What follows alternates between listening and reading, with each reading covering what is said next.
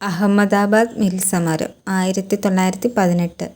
ഗാന്ധിജിയുടെ നേതൃത്വത്തിൽ ഇന്ത്യയിൽ നടന്ന ആദ്യത്തെ നിരാഹാര സമരമാണ് അഹമ്മദാബാദ് മിൽ സമരം.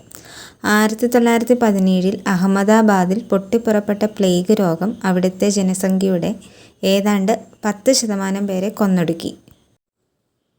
പ്ലേഗ് ബോണസിനെ ചൊല്ലി അഹമ്മദാബാദിലെ മില്ലുടമകളും തൊഴിലാളികളും തമ്മിൽ നടന്ന സമരമാണ് അഹമ്മദാബാദ് മിൽ സമരം. 21 ദിവസം ഈ സമരം നീണ്ടുനിന്നു.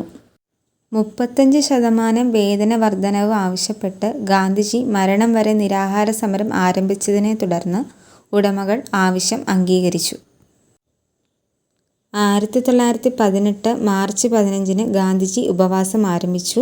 3-ാം ദിവസം വേതന വർധന നൽകാൻ ഉടമകൾ തയ്യാറായി.